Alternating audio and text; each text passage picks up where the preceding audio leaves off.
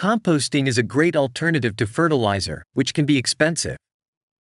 Composting is an easy, accessible approach to improving soil quality and making plants healthier by breaking down and recycling essential nutrients found in household waste. Choosing a method and location. The size of your backyard should determine whether you should use a compost bin or have a compost pile. For larger backyards, compost piles or bays may be more appropriate. However, for smaller spaces, static or tumbling composting bins are good options. The compost should be in a shaded area to prevent the material from drying out too quickly, and compost is best placed on the ground. Containers without bases give entry to microorganisms and insects from the soil and also allow excess water to drain into the soil. What to compost? There are two categories of what to put in your compost bin or pile: green and brown. Green materials include fruit and vegetable scraps, herbivore manure, used tea bags and coffee grounds, crushed eggshells, grass clippings, plant cuttings, old flowers, and many weeds. Brown materials include bark, straw, paper, cardboard, dry leaves, sticks, and sawdust. Your pile must have more browns than greens, and the material is best shredded into smaller pieces, which will make the turning or mixing process easier but also increase the surface area of the organic matter.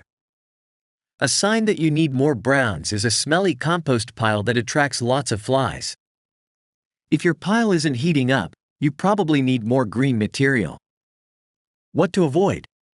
Don't put diseased plants, carnivore manure, meat, bones, cooking fat and oil, glossy paper, weeds with seeds, dairy products, treated timber, large branches, and sticks in your compost bin. Layer the material. Start with a base layer of twigs, mulch, or old potting mix to encourage air circulation and provide drainage. Try to remember the 2 parts brown, 1 part green rule.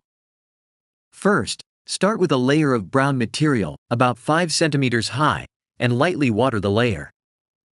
Next, add a layer of greens, also about 5 centimeters high, and lightly water this layer as well.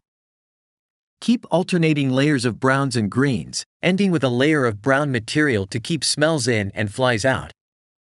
If a large amount of fruit and vegetable scraps have been added, it can be helpful to finish off by adding a layer of soil to your compost bin. This helps reduce smells and prevents flies from entering your compost. Moisture level. Ideally, composting materials should be between 40 and 60% water. When conditions are too wet, water will fill the space needed for air movement, and anaerobic conditions can result. If conditions are too dry, the decomposition rate will slow down. To test the moisture level, grab a handful from your compost pile and squeeze it. If the moisture content is damp, it is just right.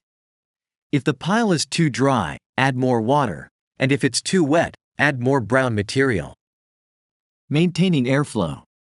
To keep your pile aerated and decomposing efficiently, you need to turn it regularly with a stick, garden fork, or spade.